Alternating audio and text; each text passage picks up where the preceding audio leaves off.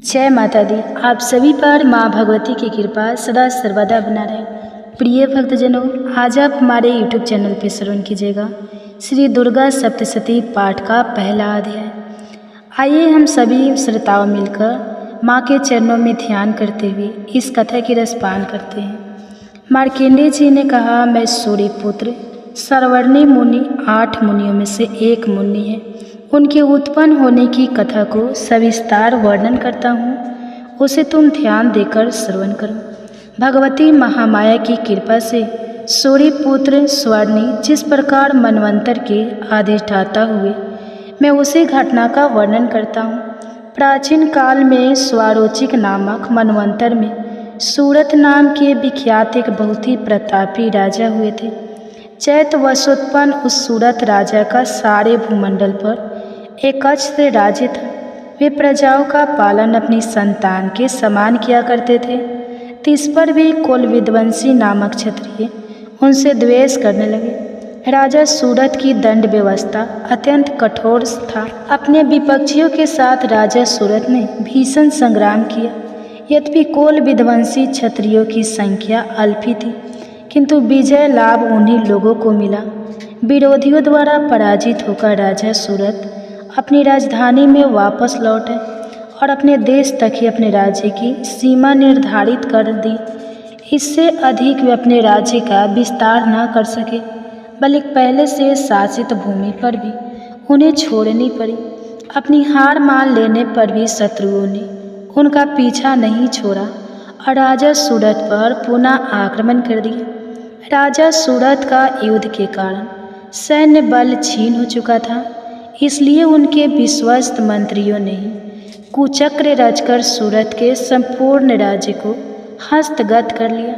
राजा ने अब राजश्री न थी, इसलिए वह अकेले ही अश्वारूढ़ होकर मृग्या के बहाने घोर जंगल में पलायित हो गए। वन में पहुंचकर राजा सूरत ने विप्रवर मेधा ऋषि का आश्रम देखा। मुनि के आश्रम में अनेक नरभक्षी एवं मांसाहारी हिंसक पशु अपनी स्वाभाविक हिंसा वृत्ति को त्याग कर शांत भाव से विचर रहे थे। मुनि की शिष्य मंडली के उस आश्रम तथा वन प्रांत का सौंदर्य मुखरित हो उठा था। आश्रम में आए हुए राजा सूरत की मुनि ने आव भगत की। कुछ दिन तक राजा सूरत भी मुनि के आश्रम में रहकर विहार करते रहे। एक बार मोह माया से ग्रसित होकर राजा सूरत अपने मन में सोचने लगा, मेरे पूर्वजों द्वारा अधिकृत नगर आज मुझसे वियुक्त होकर खरहर सा हो रहा है। मेरे विश्वासघाती कर्मचारी न जाने उस नगर की रक्षा करते होंगे या नहीं। अपने शरीर से निरंतर मंद बहाने वाला मेरा मदमद हाथी आज न जाने किस स्थिति में होगा। जो लोग मेरी कृपा दृष्टि के आकांक्षी धन और भोजन प्राप्त करने के लिए सदैव तत्पर रहकर मेरा अनुसरण किया करते थे, वे ही लोग अब निश्चित रूप से अन्य राजाओं के मुखापेक्षी होंगे। उन सभी लोगों के द्वारा मेरे धन का दुरुपयोग हो रहा होगा, इसमें कोई संदेह नहीं है। इस प्रकार अनेक क्रूतर्क राजा के मन में उठ रहे थे। एक दिन मेधा मुनि के आश्रम के समीप एक वैश्य को देखकर राजा ने उससे पूछा, भाई तुम कौन हो? तुम्हारे यहाँ आने का क्या प्रयोजन है? तुम तो देखने में बहुत ही व्यग्र और अनमने से जान पड़े हो। राजा के इस सहानुभूतिपूर्ण वचन सुनकर उस वैश्य ने राजा को प्रणाम किया और विनत होकर बोला। वैश्य ने राजा से कहा, राजन, मैं संपन्न कुल में उत्पन्न वैश्य जाति का मनुष्य हूँ। मेरा नाम समाधि है। धन लोलुप स्त्री पुत्रों ने अपने स्वार्थ साधन के लिए मुझे घर से बाहर निकाल दिया था। इस समय मैं स्त्री पुत्र धन विहीन हो गया हूँ। मेरे अपने प्रियजनों ने मेरे धन का हरण करके मुझे उस धन के लिए अनधिकारी ठहराया है। इससे क्षुब्ध होकर घर का परित्याग कर वन में चला आया हूँ। इस समय मेरे मन में उन्हीं कुटुंबियों के प्रति चिंता हो रही है। वे सब न जाने इस समय किस परिस्थिति में होंगे। वे लोग घर में सकुशल है या नहीं, मुझे इन सब बातों का कोई ज्ञान नहीं है। मैं सोच रहा हूँ कि वे मेरे पुत्र कैसे हैं, उन्हें सज्जन कहा जाए या दुर्जन। वैसे की बात सुनकर राजा ने उससे पूछा, जिन प्रयोजनों ने धन लिप्सा के कारण तुम्हें घर से निष्कासित कर दिया है, उन स्वार्थ परायण स्वजनों के ऊपर तुम्हारी इतनी गाढ़ी ममता क्यों है? वैसे राजा से बोला, आपका यह प्रश्न उचित ही है। मेरा मन उन स्वार्थी कुटुंबियों की ममता छोड़ने को तैयार नहीं है। अब आप ही बताइए मैं क्या करूं? धन लोलुपता के कारण परिवार के जिन सदस्यों ने मेरी यह दुर्दशा की है, उन लोगों के प्रति मेरे मन में ममता की भावना है। हे महानुभाव, इतना जानते हुए भी न जाने क्यों मेरे मन में उन स्वार्थी लोगों के प्रति ममता बनी हुई है। इसके रहस्य को जानने की इच्छा रखते हुए भी इसे मैं नहीं समझ पा रहा हूँ। उन लोगों के विरह से कातर होकर मैं आहे भर रहा हूँ, जिसके फलस्वरूप मेरे मन में उथल पुथल मची हुई है। कुटुंबियों का मुझसे कुछ भी लगाव नहीं है, फिर भी मेरा मन उन लोगों के लिए संत पद है। समझ में नहीं आता कि मैं क्या करूं। मार्कंडेय जी ने कहा, हे ब्राह्मण, इस व्रत की समाप्ति के बाद ही सूरत और समाधि नामक वैसे एक साथ ही मेधा मुनि के सम्मुख उपस्थित हुए। मुनि के प्रति सम्मान प्रदर्शन करके वे दोनों वहीं बैठ गए। इसके बाद राजा सूरत और वैश्य में परस्पर कुछ बातचीत होने लगी। राजा ने कहा, भगवान, मैं आपसे एक निवेदन करना चाहता हूँ, कृपा आप उसे बताइए। मेरा मन स्वस्थ न रहने के कारण बहुत ही कलेशित है। जिस राजभोग के सुख से मैं वंचित कर दिया गया हूँ, उसी को पुनः हस्तगत करने के लिए मेरे मन में आकांक्षा बनी हुई है। हे मुनिश्रेष्ठ, मैं इस बात को जानता हूँ कि अब मेरा राज्य पर कोई प्रभुत्व नहीं रह गया है, उस पर किसी अन्य का शासन हो गया है। फिर भी अपनी अज्ञानतावश मैं उसी के मुँह में पड़ा हूँ। इन सब बातों में क्या भेद है, मैं कुछ भी समझ नहीं पा रहा हूँ। यह वैसे भी मेरे ही समान अपने पुत्र, स्त्री और सेवकों द्वारा त्यक्त है। ऐसा जानते हुए भी यह वैसे अभी तक अपने कुटुंबियों के मुँह में ग्रस्त है। अतः हम दोनों का मन इन सब बातों से बहुत ही खिन्न है। मेरा मन अभी भी भ्रमित हो रहा है। हे महाभागे, हम दोनों में जो प्रेम प्रभावित हो रहा है वह क्या वस्तु है? हम दोनों में प्रत्यक्षता ज्ञान के लक्ष्य दृष्टिगत हो रहे हैं। राजा की बात सुनकर ऋषि ने कहा, हे महाभागे, समस्त प्राणियों में विषय मार्ग का ज्ञान विद्यमान रहता है, उसी प्रकार सभी जीवों के विषय भी भिन्न भिन्न होते हैं। उदाहरण स्वरूप कुछ प्राणियों में दिवांधता बनी रहती है, परंतु इसके विपरीत कुछ जीव ऐसे भी होते हैं जिन्हें नक्तांधा रात्रि में न दिखाई देना होती है। इनके विपरीत कुछ ऐसे जीव भी होते हैं जो दिन रात में समान रूप से देखने में सक्षम होते हैं। यह बात बिल्कुल सत्य है कि समस्त प्राणियों में मनुष्य अधिकतर विवेकशील प्राणी माना जाता है, परंतु विवेकशील की यह बात केवल मानव वर्ग में ही नहीं, अपितु पशु पक्षियों मृग आदि में भी पाई जाती है। पशु पक्षी और हिरण आदि जीवों के अनुरूप ही मानव बुद्धि भी होती है। जिस प्रकार मानव में समझदारी का भाव होता है, उसी प्रकार हिरण आदि जीवों में भी होता है। इसके साथ ही अन्य बातों में भी इन दोनों वर्गों में अनेक समानताएं होती हैं। उदाहरण के रूप में तुम इन पक्षियों को ही ले लो। ये स्वयं भूखों रहकर अपने बच्चों के चंचू में अन्न का कण डालकर उन्हें चुगाते हैं। हे राजन, क्या तुम्हें नहीं मालूम कि ये मनुष्य समझदार होकर भी लोभवश अपने किए हुए उपकार के बदले में उपकृत होने के लिए पुत्र की इच्छा करते हैं? उन सब में समझदारी होते हुए भी वे संसार की स्थिति, जन्म, मृत्यु आदि की परंपरा को बनाए रखने वाली महामाया भगवती के प्रभाव द्वारा मोहरूपी भ्रमण में डाल दिए जाते हैं और उसी में वे जीव हरनिश डूबते उतराते रहते हैं। अतः इसमें आश्चर्य की बात नहीं है। जगत्रियता विष्णु भगवान की योग निद्रा रूपनी महामाया द्वारा ही यह सारी सृष्टि आच्छन्न हो रही है।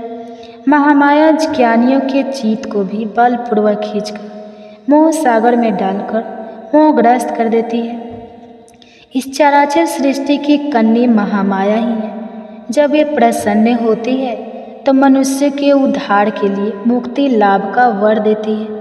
वे ही परा विद्या, परा और अपरा, ये दो विद्याएं मानी गई है। संसार बंधन और मोह माया उत्पन्न कारिणी सनातनी देवी है तथा समस्त देवों की अधिष्ठात्री है। इतना सुनकर राजा ने प्रश्न किया, भगवान जिन्हें आप महामाया कह रहे हैं वे कौन सी देवी है? हे ब्राह्मण, उनका प्रादुर्भाव किस प्रकार हुआ? उनके क्या क्या चरित्र है? हे ब्रह्मवेदियों में मुनिश्रेष्ठ, उन देवी की कथाओं को मैं आपके मुख से सुनना चाहता हूँ। ऐसा सुनकर ऋषि ने कहा, हे राजन, उन देवी का स्वरूप वास्तव में नित्य और सनातन है। संपूर्ण विश्व उन्हीं का स्वरूप मात्र है और वे ही महामाया देवी चराचर सृष्टि के सभी प्राणियों में परिव्याप्त है। उनकी उत्पत्ति के अनेक कारण हैं। वह आख्यान मैं तुम्हें सुनाता हूँ। जब वे अवतरित होती है उस समय लोक में उनका अवतार लेना कहा जाता है। प्रलय काल में जब निखिल ब्रह्मांड महासागर में लय हो रहा था तथा सब जीवों में पालक भगवान विष्णु से सैया पर योग निद्रा विभूत हो रहे थे, उसी समय उनके कानों की मैल से दो भीषण दानव की उत्पत्ति हुई। वे दोनों बलवान दानव मधु और कैटभ नाव से जगत में अभिभूत हुए। जन्म लेने के तत्काल बाद ही वे दोनों दैत्य सृष्टिकर्ता ब्रह्मा जी का वध करने के लिए उद्यत हुए। उस समय ब्रह्मा जी भगवान विष्णु के नाभि कमल में स्थित थे। उन दैत्यों को अपने वध के लिए तत्पर देखकर उनसे रक्षा के लिए ब्रह्मा जी ने भगवान विष्णु के नेत्रों में स्थित योग निद्रा की स्तुति करना प्रारंभ किया। भगवान की यह अमोघ शक्ति जगतधात्री विश्व की अधिष्ठात्री संसार का पालन करती एवं संहार करती मानी गई है। उन्हीं योग माया भगवती की ब्रह्मा जी आराधना करने लगे। ब्रह्मा जी ने कहा, हे देवी, तुम ही स्वाहा स्वधा और विष्टकार हो। स्वर भी तुम्हारे ही रूप में निहित है। तुम ही प्राणदायिनी अमृत स्वरूपा हो।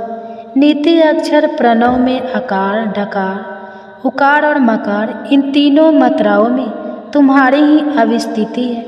इन तीनों मात्राओं से भिन्न जो बिंदु रूपा नित्य अर्ध मात्रा है, जिनका विशेष रूप से उच्चारण नहीं हो सकता, वह भी तुम ही हो। हे देवी, तुम ही संध्या सावित्री तथा परम जननी स्वरूपा हो। तुम्हारे पर ही निखिल ब्रह्मांड आधारित है। तुम्हारे द्वारा ही सृष्टि की रचना होती है। तुम ही एकमात्र पालिका और संहारिका हो। सृष्टि की उत्पत्ति में तुम सृष्टि रूपा, पालन काल में स्थिति स्वरूपनी तथा प्रलय काल में संहार स्वरूपनी हो। तुम ही महाविद्या, महामाया, महामेधा, महासमृति, महामोहरूपा, महादेवी और महासुंदरी हो। तुम ही भयंकर काल रात्रि, महारात्रि और मोहरात्रि हो। तुम ही श्री ईश्वरी, हिडिंग और बोध रूपा बोधि हो। लज्जा, पुष्टि, दृष्टि, शांति और क्षमा भी तुम ही हो। तुम ही खंडक धारिणी, शूल धारिणी, घोर रूपा, गदा, चक्र, शंख और धनुष धारिणी भी हो। बाण, भूषिंड, परिघी इत्यादि तुम्हारे अस्त्र हैं। तुम सौम्य और सौम्यंतर हो। इतना ही नहीं, बल्कि सृष्टि में जितनी सौम्य तथा सुंदर वस्तुएं हैं, उन सबसे कहीं अधिक तुम्हारा ही सौंदर्य है। परा एवं अपरा, इन दोनों विद्याओं से परे रहने वाले परमेश्वरी भी तुम ही हो। हे देवी, विश्व की संपूर्ण सत असत वस्तुओं में पाई जाने वाली शक्ति भी तुम ही हो। अतः तुम्हारी स्तुति अवन्य है। संपूर्ण जगत के रचयिता, पालन और संहारक भगवान विष्णु को भी जब तुमने निद्राभिभूत कर रखा था, तब तुम्हारी स्तुति करने में सक्षम इस ब्रह्मांड में कौन है? मेरे सहित भगवान शंकर तथा विष्णु को भी शरीर धारण करने के लिए तुम्ही ने प्रेरित किया है। अतः तुम्हारी स्तुति में सभी असमर्थ है। हे देवी, तुम तो अपने इस उदार प्रभाव के कारण ही प्रशासित हो। इन दोनों अपराजाय दानव को तुम विमुग्ध करके भगवान विष्णु की निद्रा भंग कर दो। इसके साथ ही साथ भगवान के अंतर में मधु और कैटक नामक असुरों के वध की प्रेरणा भी उत्पन्न कर दो। ऋषि ने कहा, हे राजन, जिस समय ब्रह्मा जी ने भगवान विष्णु के निद्रा भंग के लिए उस तमोगुण की अधिष्ठात्री देवी की स्तुति की, उसी समय वे महामाया भगवान के नेत्र, मुख, नासिका, बाहु, हृदय और वक्षस्थल से निर्गत होकर अव्यक्त जन्मा ब्रह्मा जी के सामने प्रकट हो गई। योग निद्रा से विमुक्त होकर जगतनियता भगवान जनार्दन उसे कारुण्य के जल में शेष शैया से जागृत हो उठे। निद्रा रहित होते ही भगवान ने उन दोनों दानव को देखा। वे दोनों ही दुराचारी दैत्य मधु और कैटव अत्यंत पराक्रमी और शक्तिशाली थे। उन दोनों की क्रोधयुक्त आंखें मानो ब्रह्मा जी को निगल जाना चाहती थी। ऐसी स्थिति में भगवान विष्णु ने उन दोनों महापराक्रमी दानव के साथ 5000 वर्षों तक निरंतर बाहुयुद्ध किया। वे दोनों ही दैत्य बल के मद में मत हो रहे थे। महामाया ने दोनों दैत्यों को अपने प्रभाव से मोहग्रस्त कर दिया था।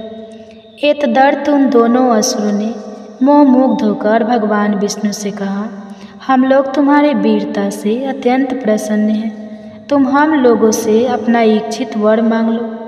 दैत्यों की बात सुनकर भगवान बोले, यदि तुम दोनों मेरे ऊपर प्रसन्न हो तो मैं यही चाहता हूँ कि तुम लोगों की मृत्यु मेरे ही हाथों से हो। इसके अतिरिक्त मुझे किसी अन्य वरदान पाने की लालसा नहीं है। तब ऋषि ने कहा, जब उन राक्षसों ने मोहग्रस्त होकर समस्त भूतल को जलपूर्ण समझा, तब भगवान ने कहा, मेरा वध किसी सूखी स्थल जल विहीन भूमि में करो। इसके बाद ऋषि बोले, शंख, चक्र, गदा और पगधारी भगवान विष्णु ने तथास्तु वैसा ही हो कहकर उन दोनों दैत्यों के मस्तक को अपनी जांघों पर रखकर सुदर्शन चक्र द्वारा काट दिया। यह महामाया देवी ब्रह्मा जी की स्तुति से प्रसन्न होकर स्वयं ही उत्पन्न हुई थी। अब मैं तुमसे उनके प्रभाव के महात्म्य का वर्णन करता हूँ। इस प्रकार मधु कैटव वध नामक पहला अध्याय समाप्त हुआ। प्रेम से बोली माँ भगवती की जय, माँ दुर्गा की जय। आज शारदीय नवरात्रि का प्रथम दिन, इसलिए दुर्गा सप्तशती के बाद आप सुनिए पहला दिन माँ के पहले स्वरूप माँ शैलपुत्री की कथा। नवरात्रि के पहले दिन माँ शैलपुत्री की पूजा की जाती है। इस व्रत को करने से और कथा का श्रवण करने से दुख दरिद्री का नाश होता है, घर में सुख समृद्धि का वास होता है और व्यक्ति के सभी रुके हुए कार्य सिद्ध हो जाते हैं। तो आज मैं आपको सुनाने जा रही हूँ शारदीय नवरात्रि के प्रथम दिन सुनी जाने वाली नवरात्रि व्रत महालय की बड़ी ही दुर्लभ कथा। पौराणिक कथा तो आप सभी भक्तजन इन कथाओं को बड़ी ही श्रद्धा और प्रसन्नचित मन से सुनिए। नवरात्रि व्रत की कथा के अनुसार एक समय बृहस्पति जी ने ब्रह्मा जी के समक्ष चैत मास के शुक्ल पक्ष में आने वाले नवरात्रि का महत्व जानने की इच्छा जताई। उन्होंने कहा, इस व्रत का क्या फल है, इसे किस प्रकार किया जाता है, सबसे पहले इस व्रत को किसने किया था, यह सब विस्तार से कहिए। बृहस्पति जी के प्रश्नों का जवाब देते हुए ब्रह्मा जी ने कहा, हे बृहस्पति, प्राणियों के हित की इच्छा से तुमने बहुत ही अच्छा प्रश्न किया है। जो मनुष्य की मनोरथ पूर्ण करने वाली माँ दुर्गा, महादेव, सूर्य और नारायण का ध्यान करता है, वे धन्य है। यह नवरात्रि इस व्रत संपूर्ण कामनाओं को पूर्ण करने वाला है। इस व्रत को करने से पुत्र, सुख, धन, विद्या और अपार सुख की अनुभूति होती है। इस व्रत को करने से रोग दूर हो जाता है, घर में सुख समृद्धि की वृद्धि होती है, बाज को पुत्र की प्राप्ति होती है, समस्त पाप से छुटकारा मिल जाता है। जो मनुष्य इस नवरात्रि व्रत को नहीं करता वह अनेक दुखों को भोगता है। यदि व्रत करने वाला मनुष्य सारे दिन का उपवास ना कर सके तो एक समय भोजन करे और 10 दिन बांधव सहित नवरात्रि व्रत की कथा का श्रवण करे। हे बृहस्पति, जिसने पहले इस महाव्रत को किया है वह कथा मैं तुम्हें सुनाता हूँ, तुम सन होकर सुनो। इस प्रकार ब्रह्मा जी का वचन सुनकर बृहस्पति जी बोले, हे ब्राह्मण, मनुष्यों का कल्याण करने वाले, इस व्रत के इतिहास को मेरे लिए कहो, मैं सावधान होकर सुन रहा हूँ। आपकी शरण में आए हुए मुझ पर कृपा करो। तब ब्रह्मा जी बोले, प्राचीन काल में मनोहर नगर में पीठ नाम का एक अनाथ ब्राह्मण रहता था। वह भगवती दुर्गा का भक्त था। उसके संपूर्ण सद्गुणों से युक्त सुमति नाम की एक अत्यंत सुंदरी कन्या उत्पन्न हुई।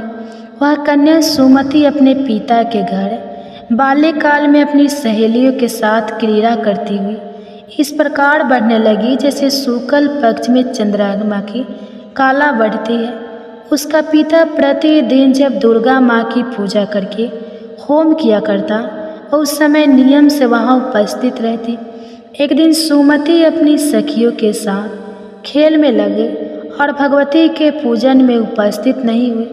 उसके पिता को पुत्री की ऐसी असावधानी देखकर क्रोध आया और वह पुत्री से कहने लगा, अरे दुष्ट पुत्री, आज तूने भगवती का पूजन नहीं किया, इस कारण मैं किसी कुष्ठ रोगी या दरिद्र मनुष्य के साथ तेरा विवाह करूँगा।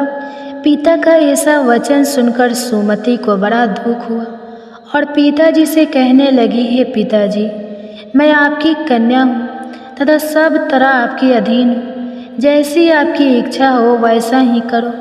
राजा से कुष्ठ नगर मेरा तो अटल विश्वास है, जो जैसा कर्म करता है उसको कर्मों के अनुसार वैसा ही फल प्राप्त होता है, क्योंकि कर्म करना मनुष्य के अधीन है पर फल देना ईश्वर के अधीन है। जैसे अग्नि में पड़ने से तृण आदि उसको अधिक प्रदीप्त कर देते हैं, इस प्रकार कन्या के निर्भयता से कहे हुए वचन सुनकर उस ब्राह्मण ने क्रोधित होकर अपनी कन्या के विवाह एक पुष्ट के साथ कर दिया और अत्यंत क्रोधित होकर पुत्री से कहने लगा, हे पुत्री, अपने कर्म का फल भोगो, देखो भाग्य के भरोसे रहकर क्या करती हो।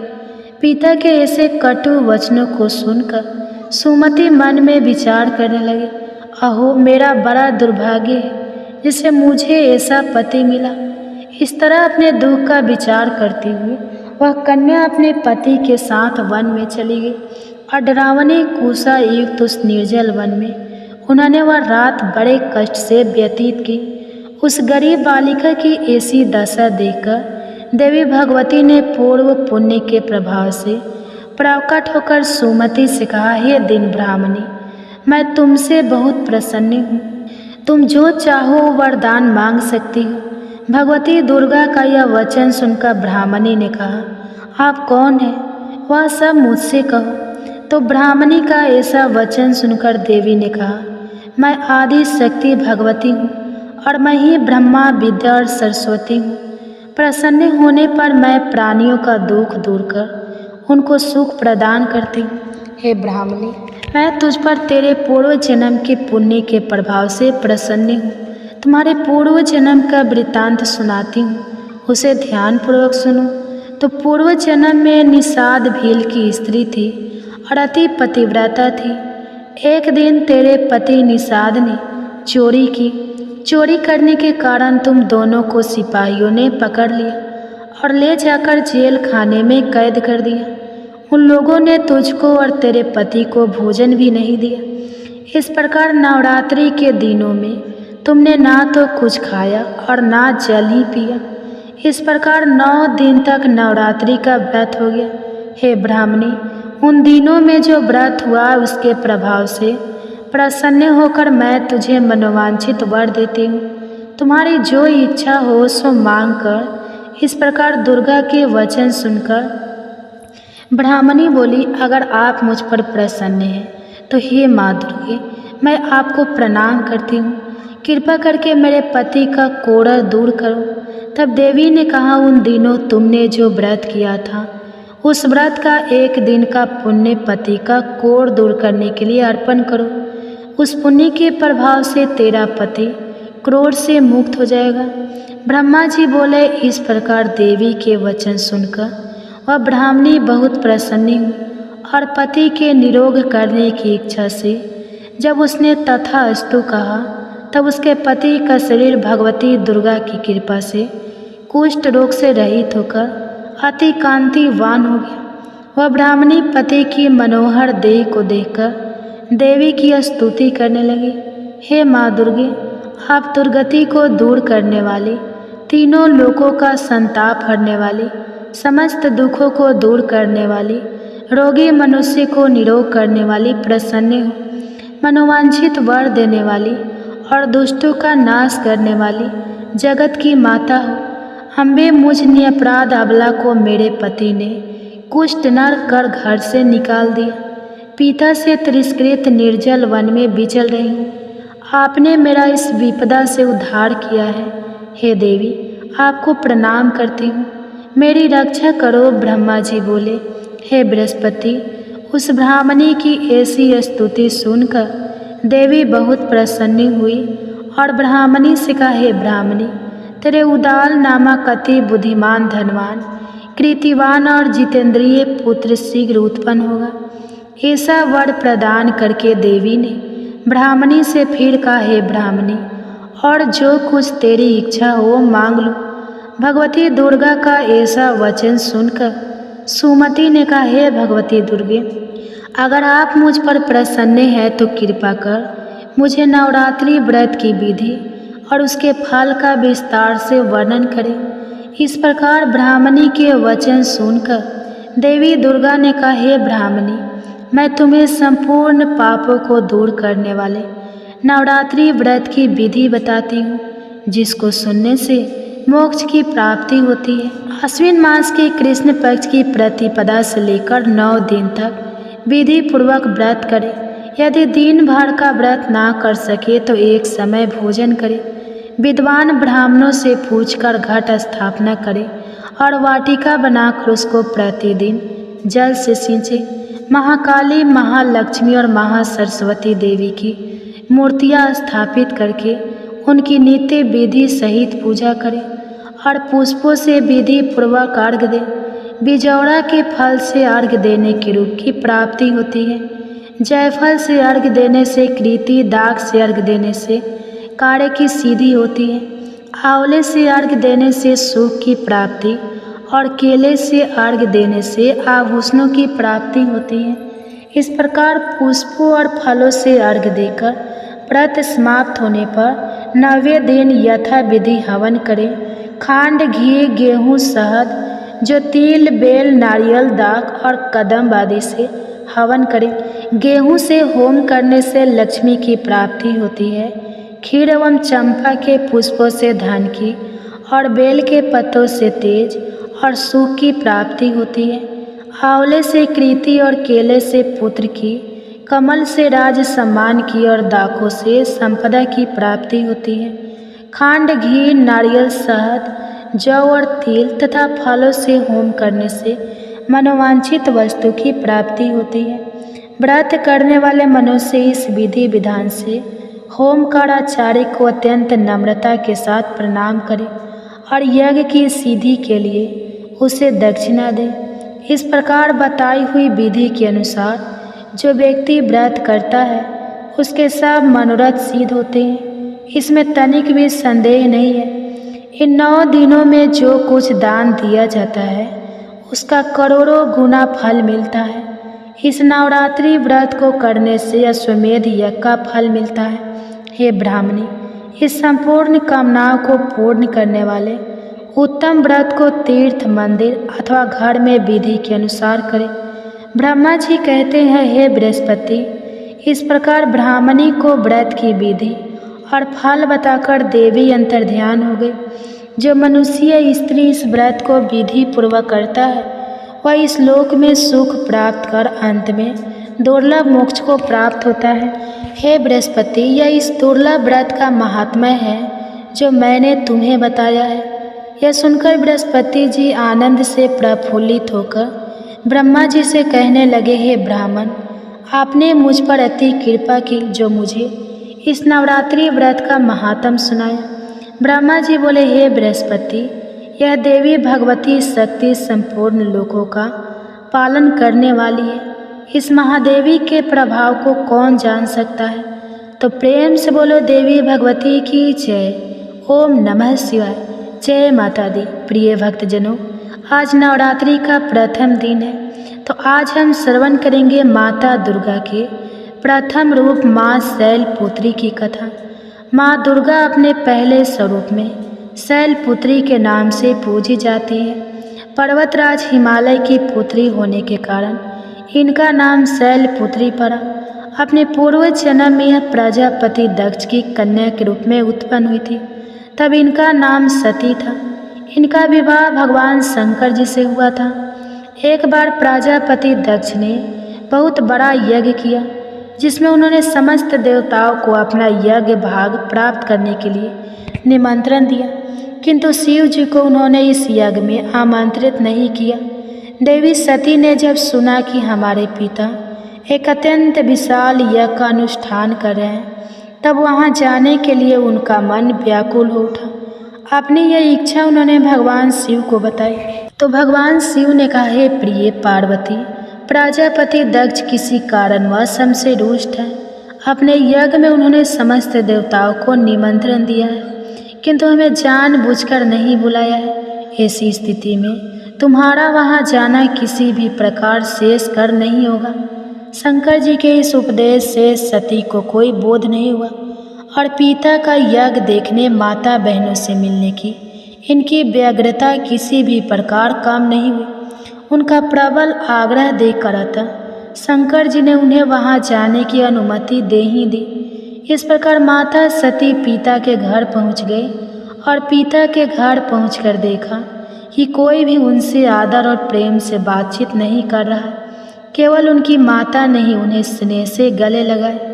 परिजनों के इस दिव्य व्यवहार से देवी सती को बहुत दुख हुआ। उन्होंने यह देखा कि वहाँ भगवान शिव के प्रति तिरस्कार का भाव भरा हुआ है। दक्ष ने उनके प्रति कुछ अपमानजनक शब्द भी कहे। यह सब देखकर माता सती का हृदय ग्लानि और क्रोध से शतपथ हो उठा और उन्होंने सोचा कि भगवान शंकर जी की बात ना मानकर यहाँ आकर मैंने बहुत बड़ी भूल की है। वह अपने पति भगवान शिव के इस अपमान को सहन नहीं कर सकी। उन्होंने अपने इस रूप को तत्काल वही योगा अग्नि द्वारा जलाकर भस्म कर दिया। ब्रजपात के समान इस दारुण दुखद घटना को सुनकर शिव जी क्रोधित हो गए और अपने गणों को भेजकर दक्ष के उस यज्ञ का पूर्णतः विध्वंस कर दिया। देवी सती ने योगा अग्नि द्वारा अपने शरीर को भस्म करके अगले जन्म में शैलराज हिमालय की पुत्री के रूप में जन्म लिया और वे शैलपुत्री के नाम से विख्यात हुई। पार्वती और हेमवती भी उन्हीं के नाम हैं। प्रिय भक्तजनों, इस जन्म में भी शैलपुत्री देवी का विवाह भगवान शिव जी से ही हुआ। कहा जाता है नवरात्रि के प्रथम दिन यानी प्रतिपदा को जो भी भक्त माँ शैलपुत्री के दर्शन करता है, उनकी कथा को सुनता है और कहता है, तो उनके सारे वैवाहिक जीवन के कष्ट भी दूर हो जाते हैं। क्योंकि माँ शैलपुत्री का वाहन वृषभ है, इसलिए उन्हें वृषारूढ़ा भी कहा जाता है। उनके बाएं हाथ में कमल और दाएं हाथ में त्रिशूल रहता है। प्रिय भक्तजनों, प्रेम से बोलिए माँ शैलपुत्री की जय। जय माँ भवानी। ओम नमः शिवाय। प्रिय भक्तगणों, आइए अब सुनते हैं माता वैष्णो देवी की कथा। हंसाली नामा गांव में माँ वैष्णो देवी के परम भक्त श्रीधर रहा करते थे। वे निसंतान होने से दुखी रहते थे। एक दिन उन्होंने नवरात्रि पूजन के लिए कुमारी कन्याओं को बुलवाया। माँ वैष्णो देवी कन्या वेश में उन्हीं के बीच आ बैठी और पूजन के बाद जब सभी कन्याएं चली गई, पर वैष्णो देवी वहीं रही और श्रीधर से बोली, सबको अपने घर भंडारे का निमंत्रण दिया। तो श्रीधर ने उस दिव्य कन्या की बात मान ली और आसपास के गांव में भंडारे का संदेश पहुंचा दिया। वहां से लौटकर आते समय गुरु गोरखनाथ और उनके शिष्य बाबा भैरवनाथ जी के साथ उनके दूसरे शिष्य को भी भोजन का निमंत्रण दिया। भोजन का निमंत्रण पाकर सभी गांववासी अचंभित थे कि वह कौन सी कन्या है जो इतने सारे लोगों को भोजन करवाना चाहती है। इसके बाद भक्त श्रीधर के घर में अनेक गांववासी आकर भोजन के लिए जमा हो गए। तब कन्या रूपी माँ का वैष्णव देवी ने एक विचित्र पात्र से सभी को भोजन परोसना शुरू किया। भोजन परोसते हुए जब वह कन्या भैरवनाथ के पास गई तब उसने कहा कि मैं तो खीर पूरी की जगह मांस खाऊंगा और मदीना पान करूंगा। तब कन्या रूपी माँ ने उसे समझाया कि अब ब्राह्मण के यहाँ का भोजन है, इसमें मांसाहार नहीं किया जाता। किंतु भैरवनाथ जानबूझकर अपनी बात पर अड़ा रहा। जब भैरवनाथ ने उस कन्या को पकड़ना चाहा तब माँ ने उसके कपट को जान लिया। माँ वायु रूप में बदलकर त्रिकुटा पर्वत की ओर चली गई। भैरवनाथ भी उनके पीछे गया। माना जाता है कि माँ की रक्षा के लिए पवन पुत्र हनुमान जी भी थे। हनुमान जी को प्यास लगने पर माता ने उनके आग्रह पर धनुष से पहाड़ पर पानी चलाकर एक जल धारा निकाली और उस जल में अपने केश धोए। आज यह पवित्र जल धारा बाण गंगा के नाम से जानी जाती है। इसके पवित्र जल को पीने या इसमें स्नान करने से श्रद्धालुओं की सारी थकावट और कष्ट तकलीफ दूर हो जाती है। इस दौरान माता ने गुफा में प्रवेश करके 9 माह तक तपस्या की। भैरवनाथ भी उनके पीछे वहाँ तक आ गया। तब एक साधु ने भैरवनाथ से कहा कि तू जिसे एक कन्या समझ रहा है वह आदि शक्ति जगदम्बा है, इसलिए उस महाशक्ति का पीछा छोड़ दे। भैरवनाथ ने साधु की बात मान ली।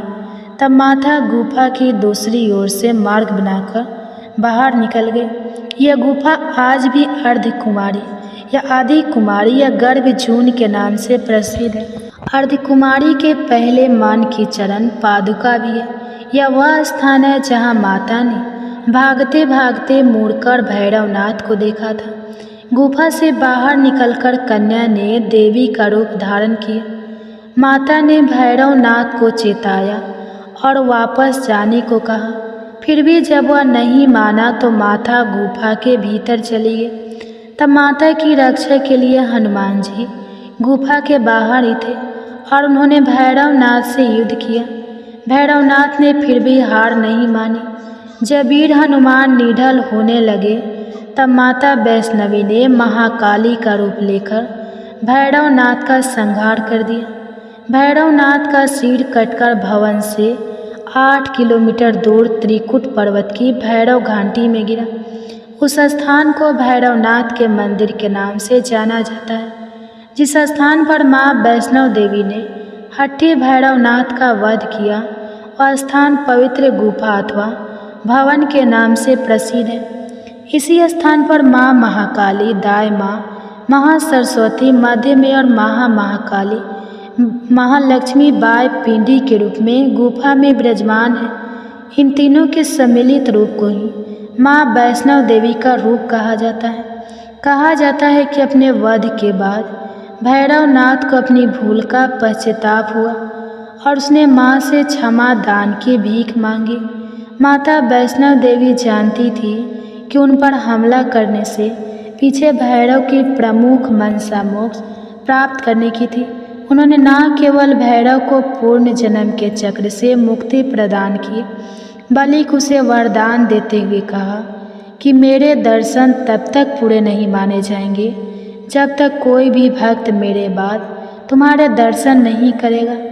उसी मान्यता के अनुसार आज भी भक्त माता वैष्णव देवी के दर्शन करने के बाद करीब 1.5 किलोमीटर की खड़ी चढ़ाई करके भैरवनाथ के दर्शन करने जाते हैं। इस बीच वैष्णव देवी ने 3 पिंड सिर सहित एक चट्टान का आकार ग्रहण किया और सदा के लिए ध्यान मग्न हो गई। इस बीच पंडित श्रीधर अधीर हो गए। वे त्रिकुटा पर्वत की ओर उसी रास्ते आगे बढ़े जो उन्होंने सपने में देखा था। अतः वे गुफा के द्वार पर पहुँचे और उन्होंने कई विधियों से पिंडों की पूजा को अपनी दिनचर्या बना ली। देवी उनकी पूजा से प्रसन्न हुई। वे उनके सामने प्रकट हुई और उन्हें आशीर्वाद दिया। तब से श्रीधर और उनके वंशज देवी माँ वैष्णव देवी की पूजा करा रहे हैं और माता वैष्णव देवी अपने भक्तों का कल्याण निरंतर करती आ रही है। हिंदू पौराणिक मान्यताओं में जगत में धर्म की हानि होने और अधर्म की शक्तियों के बढ़ने पर आदि शक्ति के सतरज और तम तीनों रूप महासरस्वती, महालक्ष्मी और महादुर्गा ने अपनी सामूहिक बल से धर्म की रक्षा के लिए एक कन्या प्रकट की। यह त्रेता युग में भारत के दक्षिण समुद्र तट रामेश्वरम में पंडित रत्नाकर की पुत्री के रूप में अवतरित हुई। कई साल से संतानहीन रत्नाकर ने बच्ची को त्रिकूटा नाम दिया, परंतु भगवान विष्णु के अंश रूप में प्रकट होने के कारण वैष्णवी नाम से विख्यात हुई। लगभग 9 वर्ष की होने पर उस कन्या को जब यह मालूम हुआ कि भगवान विष्णु ने इस भूलोक में भगवान श्री राम के रूप में अवतार लिया है, तब वह भगवान श्री राम को पति मानकर उसको पाने के लिए कठोर तप करने लगी। जब श्री रामचंद्र जी सीता हरण के बाद सीता की खोज करते हुए रामेश्वरम पहुँचे, तब समुद्र तट पर ध्यान मग्न कन्या को देखा। उस कन्या ने भगवान श्री रामचंद्र जी से पत्नी के रूप में स्वीकार करने को कहा। भगवान श्री रामचंद्र जी ने उस कन्या से कहा कि उन्होंने इस जन्म में सीता से विवाह कर एक पतिव्रत का प्रण लिया है, किंतु कलयुग में मैं कलंकी अवतार लूँगा और तुम ही अपनी पत्नी के रूप में स्वीकार करूँगा। उस समय तुम हिमालय स्थित त्रिकुट पर्वत की श्रेणी में जाकर तप करो और भक्तों के कष्ट और दुखों का नाश कर जगत का कल्याण करती रहो। प्रिय भक्तजनों, जब श्री रामचंद्र जी ने रावण के विरुद्ध विजय प्राप्त किया, तब माँ ने नवरात्रि मनाने का निर्णय किया। इसलिए उक्त संदर्भ में लोग नवरात्रि के 9 दिनों की अवधि में रामायण का पाठ करते हैं। श्री रामचंद्र जी ने वचन दिया था कि समस्त संसार द्वारा माँ वैष्णव की स्तुति की जाएगी, त्रिकूटा वैष्णव देवी के रूप में प्रसिद्ध होंगी और सदा के लिए अमर हो जाएंगे। प्रेम से बोले माता वैष्णव देवी की जय। ओम नमः शिवाय। जय शिव शंभु। हरे कृष्ण। प्रिय भक्तजनों, उम्मीद करती हूँ आज की यह कथा आपको बहुत पसंद आई होगी। अगर आपको यह कथा पसंद आई है तो आप हमारी वीडियो को लाइक करें, शेयर करें और सब्सक्राइब करें और हमारे कमेंट्स में जय माता दी, जय माँ दुर्गा अवश्य लिखें। आपका जीवन सदैव आनंदमय और खुशियों से परिपूर्ण हो, इसी कामना के साथ आपसे विदा लेते हैं। मिलते हैं अगले वीडियो में। तब तक के लिए आप सभी को मेरा हार्दिक नमस्कार।